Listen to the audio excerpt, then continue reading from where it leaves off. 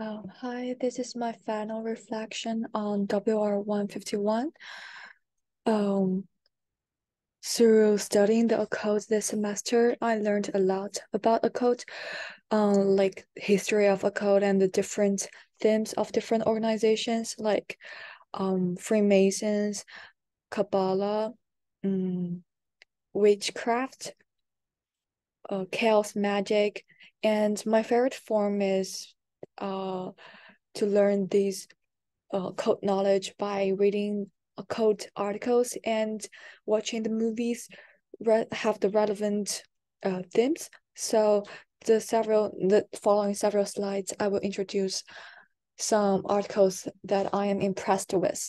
So the first one is Young Goodman Brown, and this article begins the story as a young man who believed in the inherent goodness of humans, and however, his journey into the forest shatters this belief and reveals the darker side of human nature.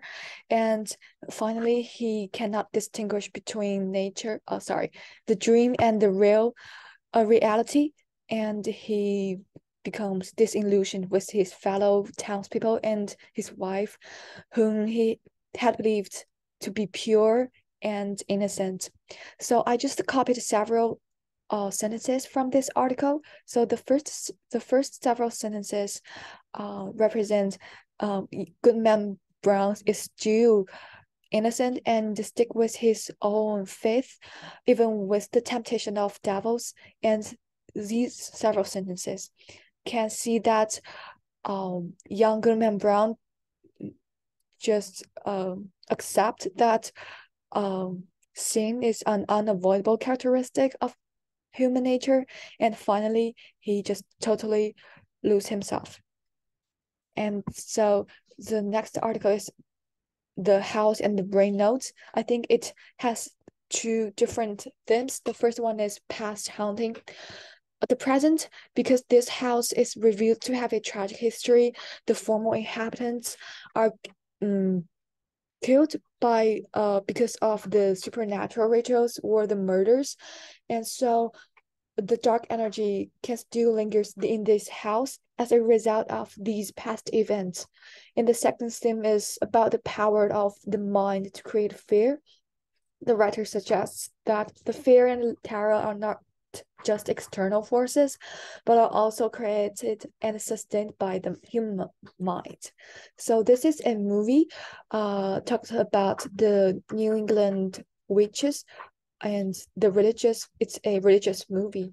There are a lot of occult parts in this movie, but also it also has a lot of different animals who represent different characters. The first one is Black Phillip. Sorry, the first one is Black Phillip. It is not simply a goat. It's it's a devil, and it is responsible for the corruption of the whole family. And the rabbit is represent by of the innocent and purity. Um, the crow is about the death and evil, and the hare in the folklore, the hare can turn into the witches and to seduce the young men and kill them. In this movie, it is a kind of supernatural situation, and um this movie is called A Dark Song. And this movie, I think it pays attention to the loop of cause and effect, because Sophia, the mother, led at first, her original idea or intention was to hope that the angels could kill those terrorists to sacrifice her son, rather than just simply hoping to see her son for the last time.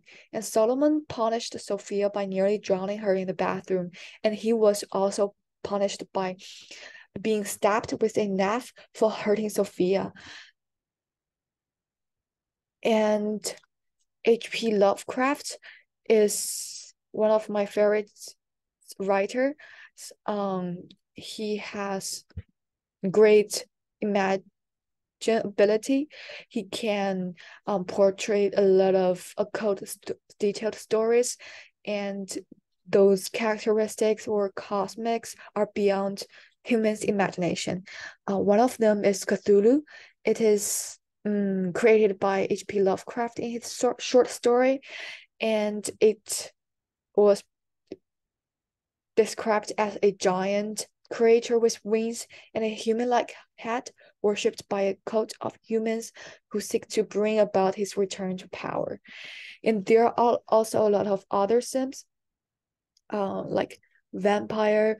The vampires are not only people who can who drink others' blood, but also maybe the people around us can be vampires.